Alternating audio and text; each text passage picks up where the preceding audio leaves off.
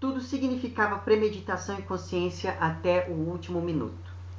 Os nossos médicos que fizeram a autópsia do cadáver negaram total e categoricamente a hipótese de loucura. Assim, então, o Dostoiévski escolheu encerrar aqui os demônios, e ele se utiliza dessa frase para se referir a um personagem específico que morre logo na última página do romance. E eu não vou falar que personagem é esse, você vai ter que ler para saber. Enfim, e eu resolvi começar o vídeo falando justamente dessa frase, porque eu acho que ela é a frase perfeita para encerrar todas as ideias que o Dostoiévski compõe aqui nesse livro, e para encerrar um livro tão denso quanto esse daqui. Você deve estar se lembrando aí que no último vídeo, logo no finalzinho, eu falei que há um momento aqui em que o personagem vai comentar uma passagem bíblica e diz que os demônios somos todos nós. E eu acho que o fato do Dostoiévski ter feito essa afirmação no meio do livro e depois dizer que não há qualquer hipótese de loucura, que tudo foi premeditado aqui nessa história, acaba dizendo um pouquinho mais para além do próprio livro. Porque assim, se a gente for ver o tom profético que esse livro tem, tudo que se seguiu a ele, sobretudo no século XX, todo o horror do fascismo e das guerras e tal, e até o que a gente observa hoje em dia mesmo, depois lá, o terrorismo do 11 de setembro, hoje em dia, esse fanatismo todo que a gente está tendo, enfim, todo esse tipo de movimentação exacerbada e sem qualquer tipo de controle, me parece que não é um sinal de loucura, mas sim é uma coisa muito premeditada. Então, assim, seria muito mais fácil a gente dizer, o Hitler era louco, mas não, aquilo ali não era loucura, aquilo ali era premeditação, sabe? Então, assim, eu acho que esse livro, quando eu disse para vocês no vídeo passado que parece que ele é um retrato fiel do que é o ser humano, é justamente nessa medida, de mostrar lá em 1873 algo que até hoje, mais de 100 anos depois, a gente ainda consegue observar em nós mesmos. Mas enfim, e é por isso que eu acho que a leitura desse livro é muito válida. Bom, só que é claro, no momento certo. Né? Eu disse para vocês no vídeo passado que eu acho que todo mundo deveria ler esse livro, e sim, realmente. Mas tem que ter um momento específico para ler.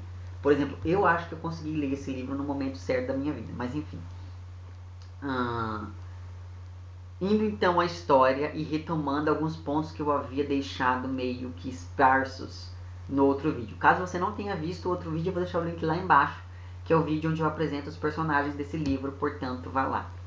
Enfim,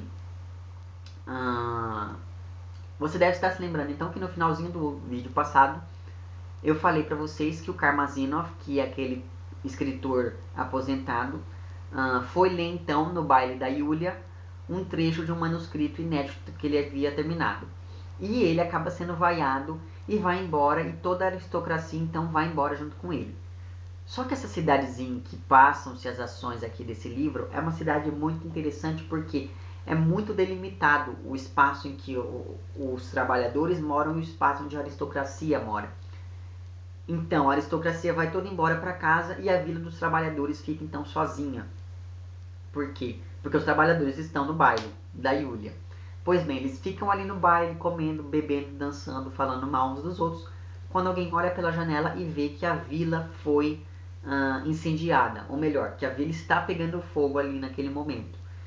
Todo mundo então fica totalmente desesperado e acaba correndo do baile para a vila para tentar apagar. Como de fato eles conseguem chegar a tempo de apagar, só que eles não conseguem salvar tudo. A única casa que fica ainda num estado mais ou menos aceitável é uma casinha meio afastada do bairro,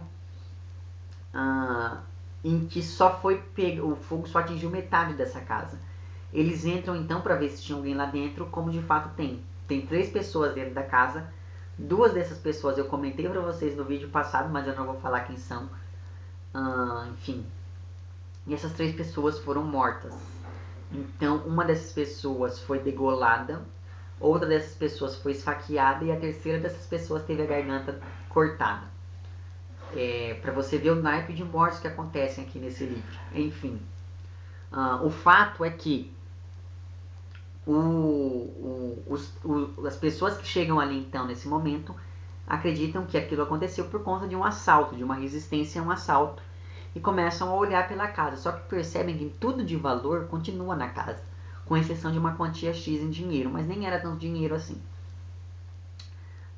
Se aquelas pessoas não foram assaltadas, isso significa que elas foram assassinadas.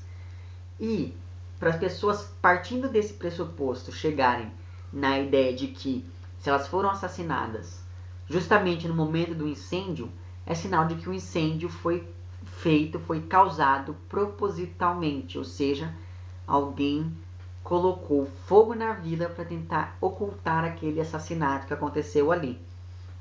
Enfim, nesse meio tempo, então, começa então a criar todo esse boato, e os personagens do livro vão sempre indo ali para essa cena do crime. Incluindo, é claro, o Nicholas, que no momento então desse baile, ele havia fugido com uma mocinha da cidade chamada Lisa. Por quê? Porque a Lisa era casada, só que antes dela se casar no estrangeiro, ela e o Nicholas tiveram um caso e resolveram relembrar os bons momentos.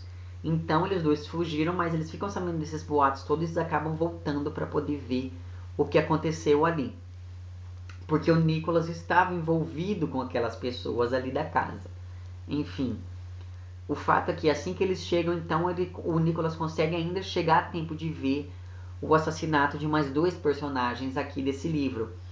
E eles morrem porque quando eles chegam então nessa cena desse crime, a população acaba reconhecendo esses dois personagens e acabam pensando, provavelmente foram essas pessoas que mataram essa família.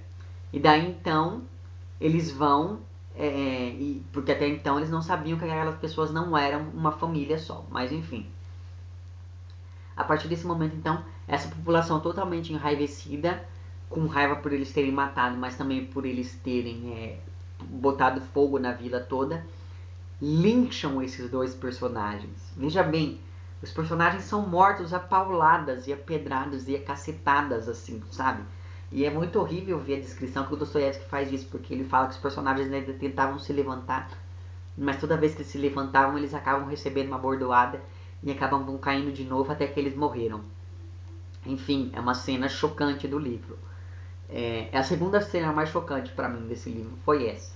A primeira ainda está por vir, mas eu vou comentar sobre ela depois. Enfim, depois então dessa cena grotesca, os personagens voltam cada um para sua casa, os que ainda têm casa para morar, é claro. E dentre esses personagens volta o Piotr, que é o líder dos nossos. E como sendo o líder dos nossos, ele faz uma reunião ali. E nessa reunião ele diz, bom, todo mundo vai desconfiar da gente a partir de agora. Por quê? Porque como nós somos um grupo que está fazendo uma distribuição de panfletos anti-czaristas e revolucionários, as pessoas vão pensar que a gente fez isso como um modo, sei lá, de anarquismo. E daí então entra a grande sacada do Piotr e a inserção de um elemento verídico aqui dentro desse livro. Porque eu não sei se você lembra, mas esse livro foi inspirado em um fato real, que foi o assassinato de um estudante de agronomia chamado Ivanov por um grupo nihilista. Ele era ex-membro desse grupo e daí por uma discordância, graças ao extremismo do grupo, ele acabou se afastando, brigando com o líder do grupo, que acabou convencendo então os outros membros a matarem-no com medo dele trair o movimento ali. E é mais ou menos isso que o Piotr vai fazer. Ele vai convencer as outras pessoas a matarem um dos ex-membros do grupo que moram ali nessa cidadezinha. E você, se assistiu o outro vídeo, deve estar se lembrando da figura que se desentendeu com Piotr no passado, que é o Chatov. E o Piotr então volta para essa cidadezinha justamente para poder se vingar do Chatov. E essa é a maneira que ele encontra de fazer isso. Então ele vai, convence esses outros personagens a matarem o Chatov para que ele não denuncie essas pessoas então para a polícia. Só que aí alguém levanta a mão e fala, olha, mas e se a polícia mesmo assim desconfiar da gente ter matado o Chatov também? E daí entra então a segunda parte do plano do Piotr, que é o seguinte. Você deve estar se lembrando que, além do Chatov, existe um outro ex-membro desse grupo nessa cidadezinha, que é o Kirillov. e o Kirillov é aquele personagem que queria se matar, só que ainda não havia se matado. Pois bem, chega então um grande momento da vida dele, que é o momento que ele vai se matar no livro, em que acontece justamente o quê? O Chatov e o Chatov não, o Piotr e ele tinham um acordo, que é o seguinte: o Kirillov poderia sair dos nossos, mas quando os nossos precisassem dele, ele deveria fazer um último serviço.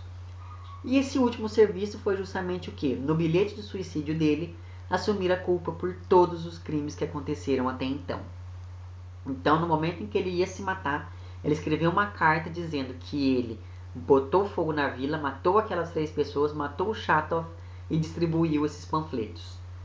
Pois bem, ele escreve essa carta e se mata. E enquanto isso acontece, claro, um pouquinho antes, aliás, esse grupo, os nossos, então, acaba conseguindo cercar ali o Chatov de uma maneira X e acaba matando ele também. Então perceba lá quantas pessoas já morreram aqui nesse livro. Só que o Piotr não contava é que a polícia conseguiria desvendar essas coisas todas com uma rapidez incrível. Então o que o Piotr faz quando ele se dá conta disso? Ele vai embora correndo para o exterior e consegue escapar da polícia, mas os outros membros do grupo acabam sendo presos, como foi na vida real mesmo. Uma vez então no exterior, ele ainda tenta manter contato ali, mas com o tempo o contato acaba se perdendo. Com esses outros personagens presos, esses outros membros presos, o pai do Piotr, que é o Stepan, que é aquele ex-professor que acha que é um intelectual, ele acaba ficando muito envergonhado por conta de todas as ações do filho e acaba então indo embora da cidade de Malicuia. E quando ele está indo embora, então ele conhece uma vendedora de bíblias chamada Sofia.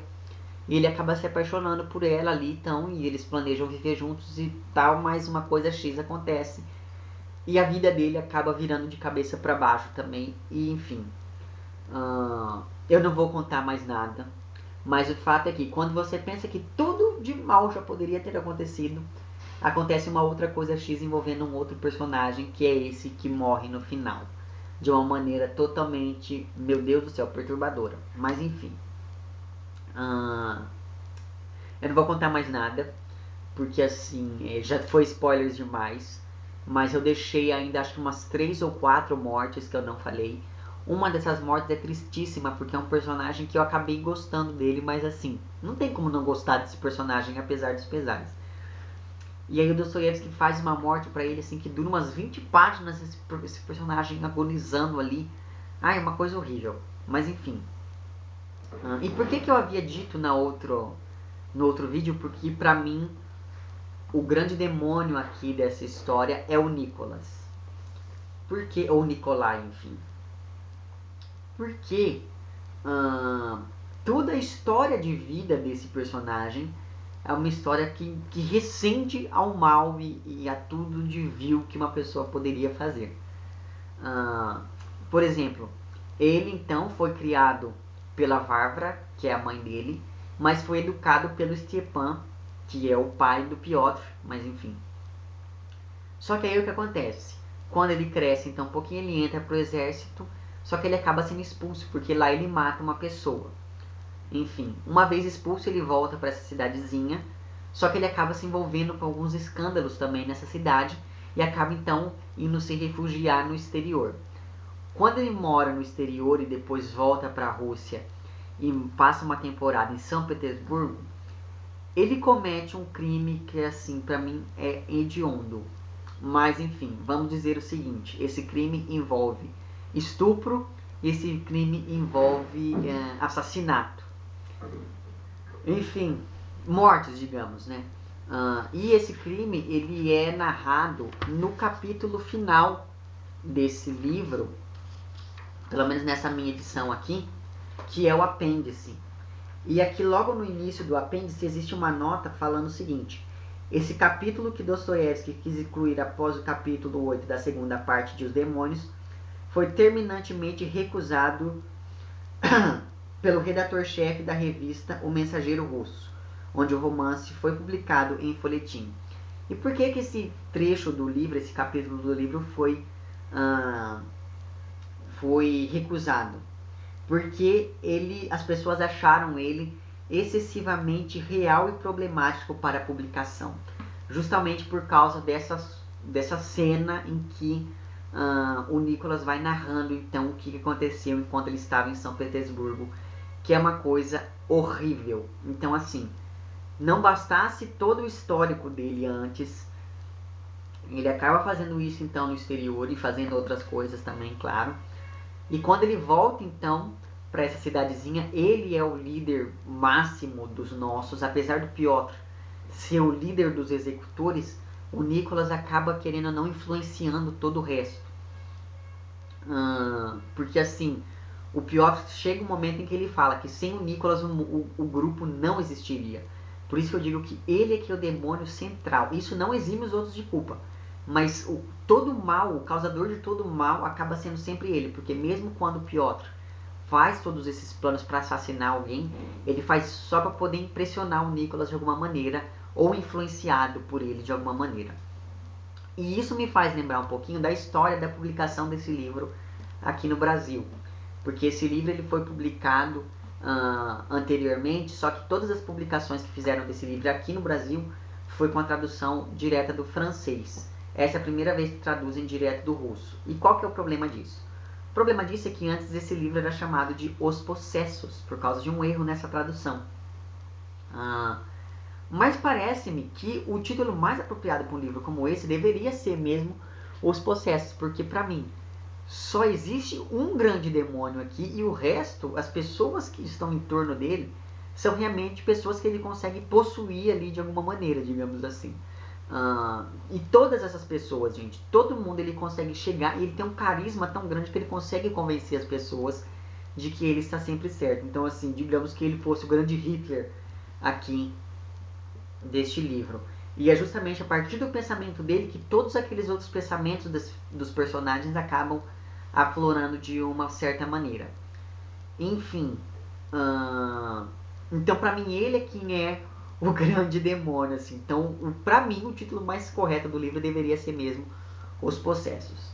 Enfim, quanto a essa edição da editora 34, além do texto então traduzido diretamente do russo, ela tem um pós-fácil muito interessante do Paulo Bezerra, que é o tradutor, chamado Um Romance e Profecia, que vai falar justamente desse viés mais profético aqui dos demônios do Dostoiévski.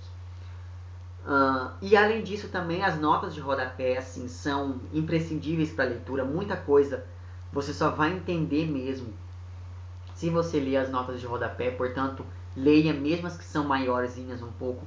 Leia porque elas são assim, ajudam bastante na leitura.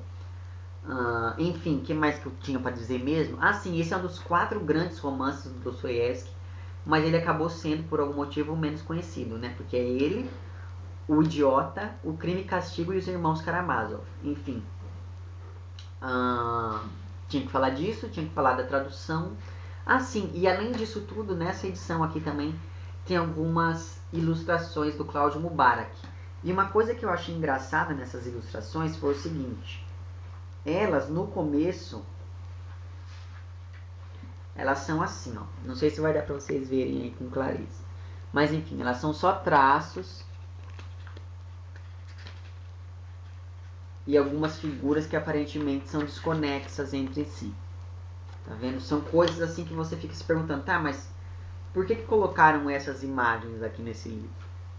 Só que aí conforme o livro vai passando, a gente vai começando a perceber que esses riscos e rabiscos acabam formando então imagens.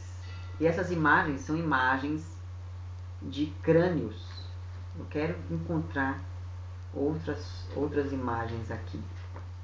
Enfim, a gente acaba percebendo ao longo do livro que vão se formando então crânios e vão ficando cada vez mais definidos. Então perceba que eu achei que a pessoa que escolheu essas imagens, escolheu a ordem que ela, não sei se isso foi proposital ou não, mas enfim, mas o fato é que me parece que a pessoa que escolheu a ordem que essas imagens foram colocadas tem uma sensibilidade de leitura muito aflorada, porque elas seguem o ritmo da narrativa, porque no começo a própria construção desses personagens é uma coisa totalmente difusa e que você fica se perguntando, tá, mas por que ele está me contando isso? E daí então, conforme o livro vai se adensando, você vai começando então a perceber ali essas imagens meio grotescas e assustadoras que vão permear toda a narrativa através da figura desses demônios então. Então, enfim, eu achei esse ponto muito positivo também nessa edição. É uma edição meio carinha, mas sei lá, eu acho que vale a pena. Enfim, outra coisa que eu queria comentar antes de encerrar o vídeo, né, que essa coisa um pouquinho mais técnica mesmo que eu costumo fazer aqui no canal, que é comentar um pouquinho sobre o narrador desse livro, que eu achei fenomenal. Porque o Dostoiévski nesse livro, então, para criar um efeito de real mais forte, para criar um efeito de verossimilhança mais forte, o que ele faz? Ele se distancia da narrativa e daí ele cria um outro autor. Esse autor, que o narrador aqui, assume para si a responsabilidade de autoria desse livro. É como se o narrador estivesse dizendo, olha, eu escrevi o livro, mas esse narrador não é o Dostoiévski. Porque aparece, inclusive, o nome dele aqui é Anton Lavrientchev, ou algo do tipo, enfim. Então perceba que o vizinho está furando a parede. Eu não sei se vai dar para vocês ouvirem, mas enfim, o vídeo já está no finalzinho. Enfim, o fato é que o Dostoiévski então cria esse narrador para poder inserir ele dentro dessa história, para assumir a autoria dessa história para si. Só que ele não para por aí. O que ele faz? Ele acaba então fazendo com que esse narrador se insira na história junto com os personagens. O narrador vive todas essas histórias. Ele estava acompanhando todos os momentos aqui dessa história. E assim, inclusive o momento ali do linchamento desses personagens, ele está ali também. No momento do baile, ele está lá também. Então, enfim, esse narrador é aquele narrador que está ali na história, mas que conta sempre na terceira pessoa, apesar de estar envolvido ali também.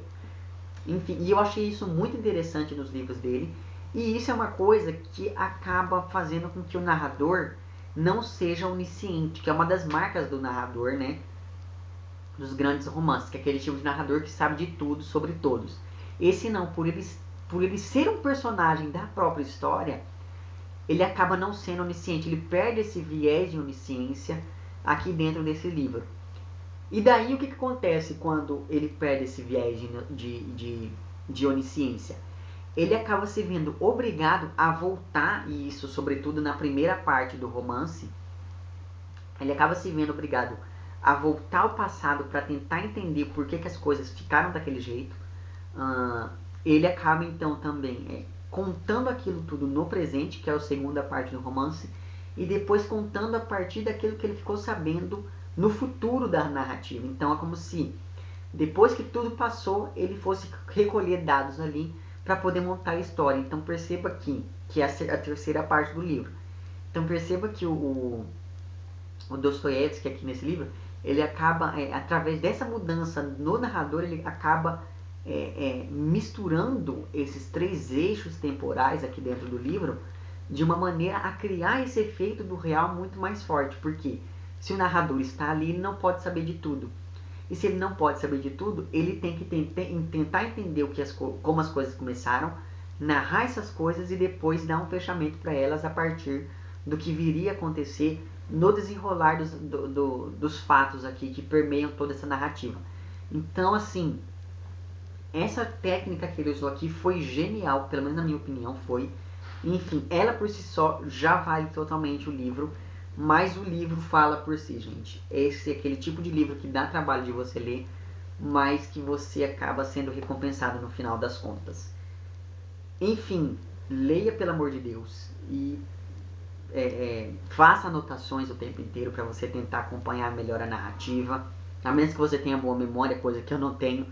Mas enfim, eu espero de verdade que você leia, que eu tenha suscitado a vontade de você de ler esse livro, porque é aquele tipo de livro que entra para a lista dos favoritos da vida. Eu tenho certeza que não vai ser diferente com vocês.